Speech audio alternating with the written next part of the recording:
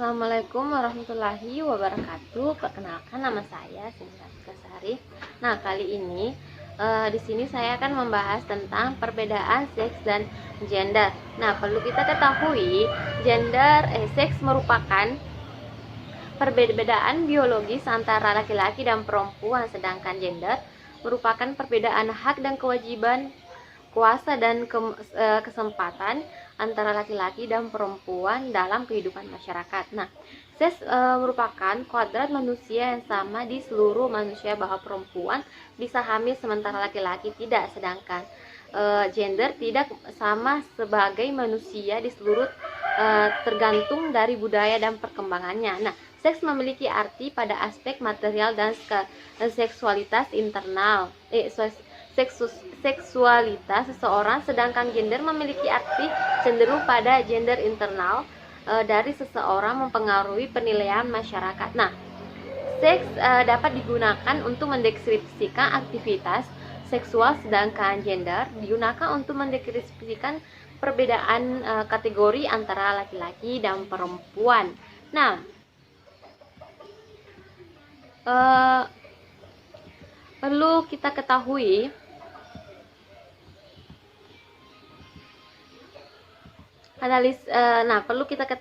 penurunan angka kematian ibu, analisis gender pada kesehatan reproduksi di mana penurunan angka kematian ibu saat ini, angka kematian ibu masih sangat tinggi, yaitu 3.304 per 1000 kelahiran hidup, menunjukkan bahwa dalam setahun kematian ibu sebanyak 18.000 orang. Tingginya angka kematian ini disebabkan karena yang pertama yaitu jumlah persalinan yang ditangani oleh kesehatan tidak terlatih masih rendah. Nah, yang kedua, jumlah persalinan yang ditangani di rumah sakit masih tinggi. Yang ketiga, jumlah komplikasi obstetrik dan neonatal yang masih rendah. Yang keempat, jumlah kunjungan antenatal yang berkualitas masih rendah. Nah, selanjutnya, partisipasi laki-laki dalam ber-KB rendah. Jumlah wanita usia subur yang menderita TB cukup banyak. Nah, jumlah perempuan menderita maral cukup banyak. Nah, selanjutnya, keterlibatan gender diharapkan dapat menurunkan angka kematian ibu AKI melalui pelayanan kesehatan maternal yang berkualitas kepada sasarannya, yaitu diantaranya meningkatkan cakupan pelayanan antenatal, kedua meningkatkan cakupan persalinan oleh tenaga kesehatan terlatih sehingga meningkatkan kesehatan yang terlatih. Yang ketiga, meningkatkan cakupan pelayanan personal. Nah, yang keempat yaitu meningkatkan cakupan penanganan komplikasi pada ibu dan bayi baru lahir. Yang kelima, meningkatkan akses wanita subur. Yang keenam, akses wanita usia subur pada penanganan komplikasi aborsi terlaksana dengan baik. Nah, yang ketujuh itu meningkatkan pelayanan keluarga berencana pasca ibu bersalin untuk pasangan suami istri. Nah,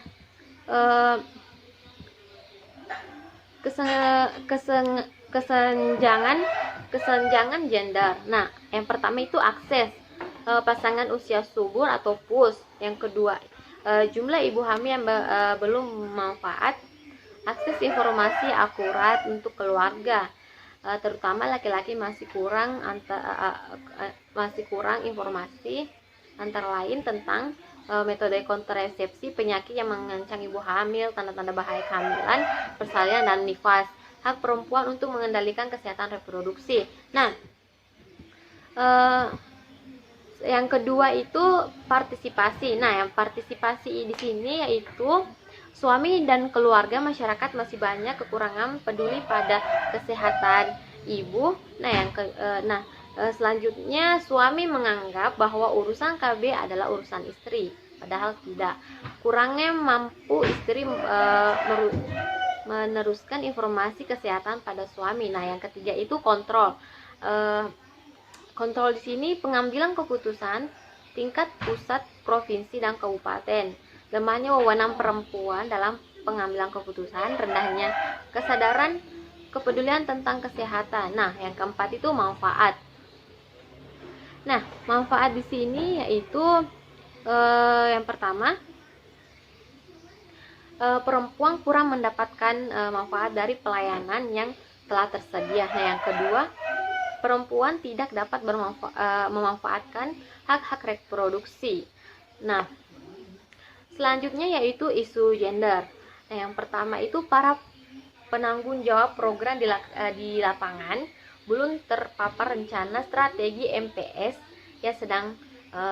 yang sensitif gender. Nah, yang kedua itu masih terdapat ketidaksetaraan gender di tingkat individu dan keluarga. Nah, yang pertama itu kehamilan merupakan urusan perempuan.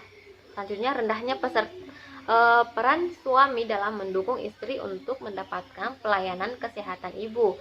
Rendahnya mengetahui ibu tentang tanda-tanda bahaya kehamilan saat persalinan nifas. Rendahnya peran ibu mengambil keputusan kesehatan. Nah, selain itu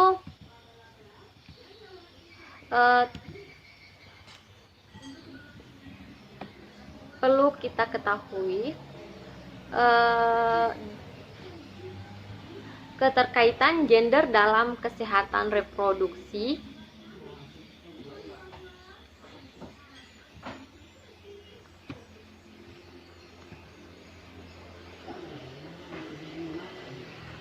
Nah,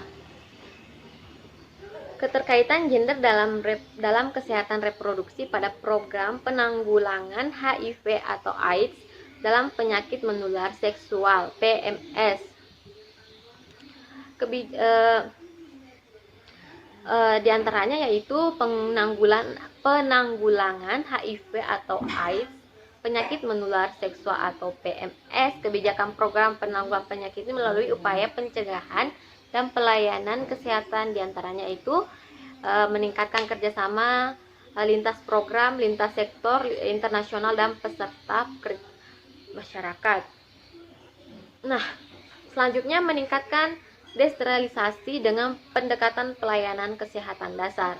Selanjutnya, pencegahan sebagai fokus utama di integrasi, yaitu perkiraan ahli epidemiologi jumlah penduduk Indonesia yang hidup, berarti bahwa HIV AIDS waktu 10 tahun kemungkinan akan terjumus sekitar 100.000 orang penduduk sakit meninggal karena AIDS, sekitar 1 juta orang yang penyakit HIV apabila dilakukan aksi penanggulangan yang intensif. Nah, jumlah kasus HIV AIDS ini telah bergerak di tingkat rendah ke tingkat tinggi, terkonsentrasi pada kelompok wanita penjajah seks WPS, di mana prevalensi HIV dan WPS bervariasi antara wilayah. Nah, kesenjangan gendernya yaitu yang pertama akses para diri atau orang lain, partisipasi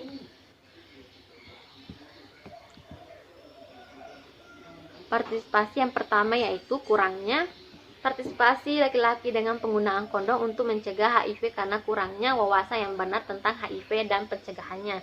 Nah, selanjutnya peran laki-laki masih kurang dalam upaya pencegahan HIV sehingga ada kemungkinan berakibatkan penularan kepada pasangannya, selanjutnya kepada anak yang telah dilahirkan. Nah, selanjutnya ada anggapan kecenderungan bahwa perempuan penyebab penularan HIV AIDS atau resiko tinggi melalui WPS. Nah, selanjutnya yang ketiga itu kontrol. Perempuan tidak mempunyai kemampuan atau hak untuk mencegah penularan IMS atau HIV. Perempuan tidak ikut dalam pencegahan IMS dan HIV.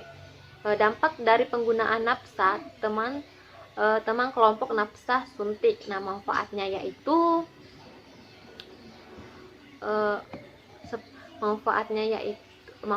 penyediaan kondom ada, tetapi jarang tidak bermanfaat digunakan. Nah, isu gender. Nah, laki-laki tidak dianggap dapat menularkan IMS HIV, perempuan baik sering dianggap tidak akan tertular HIV. Ibu rumah tangga belum terdeteksi HIV. Selanjutnya, laki-laki dan perempuan yang berperilaku risiko tinggi sangat rendah kemauannya dan tanggung jawabannya untuk mencegah penyakit penyebaran IMS HIV AIDS. Nah, rencana aksi pencegahan penularannya itu melalui pelatihan universal pengetahuan untuk tenaga kesehatan laki-laki perempuan. KIE pendidikan untuk masyarakat laki-laki perempuan terutama usia produktif. Selanjutnya pelatihan pendekatan sindrom IMS untuk tenaga kesehatan laki-laki dan perempuan. Nah,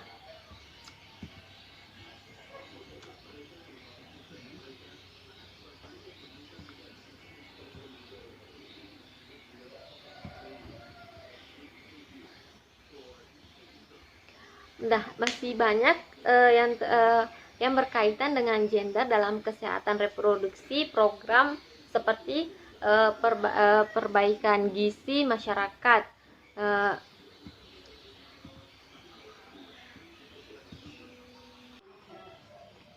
Nah, selanjutnya keterkaitan gender dan kesehatan reproduksi, program perbaikan gizi masyarakat. Nah, program perbaikan gizinya ini didukung oleh bersifat peningkatan kualitas dan kuantitas kesehatan dari dokumentasikan untuk memantau kemungkinan terjadinya ketidakseimbangan gender. Program perbaikan gizi masyarakat bertujuan untuk meningkatkan intelektualitas dan produktif SDM melalui yang pertama itu peningkatan kemandirian keluarga dalam upaya perbaikan status gizi, peningkatan pelayanan gizi untuk mencapai keadaan gizi yang baik, penularan prevensi gizi kurang dan gizi lebih.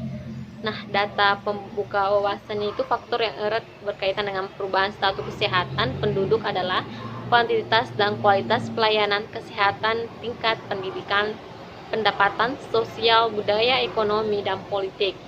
Nah,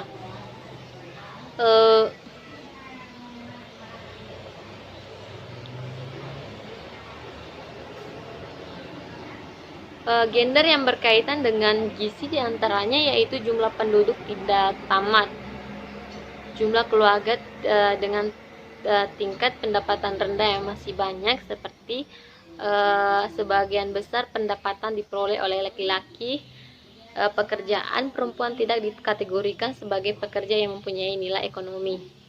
Selanjutnya yaitu peran pengasuh anak masih didominasi oleh perempuan. Nah, selanjutnya sosial budaya ini dikeluarkan oleh mengapa laki-laki sebagai kepala keluarga.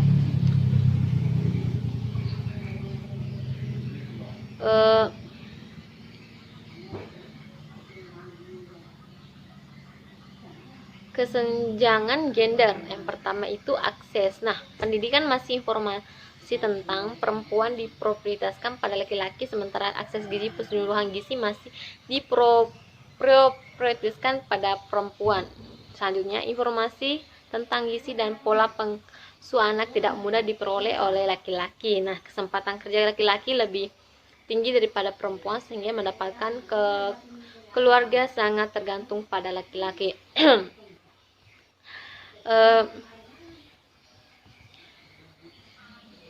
Sedangkan akses pelayanannya, gizi masih memprioritaskan perempuan, laki-laki yang peroleh sedang informasi pencernaan makanan di rumah tangga. Nah, partisipasi yang pertama, laki-laki kurang peduli, kurang berperan aktif dalam ketersediaan pengenangan rumah tangga dan pola pengasuh dalam keluarga. Selanjutnya, partisipasi perempuan masih lebih daripada laki-laki, baik dalam tenaga maupun pemanfaatan pelayanan gizi.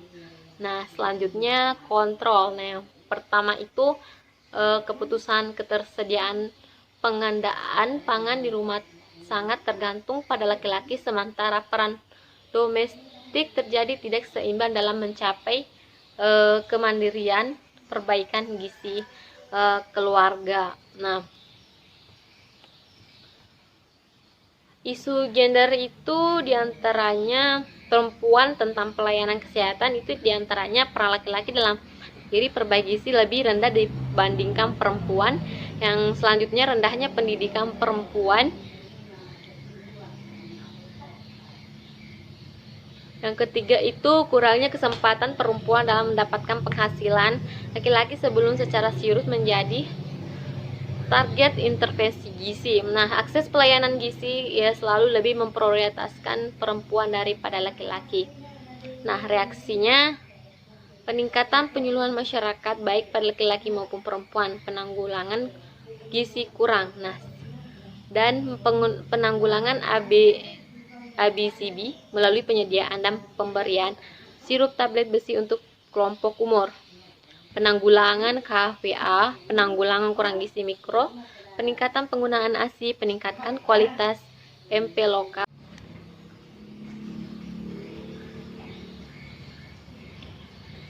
Baiklah, itulah tadi materi yang sempat saya jelaskan. Mudah-mudahan bermanfaat. Saya akhiri dengan ucapan wabillahi taufiq wal hidayah. Assalamualaikum warahmatullahi wabarakatuh.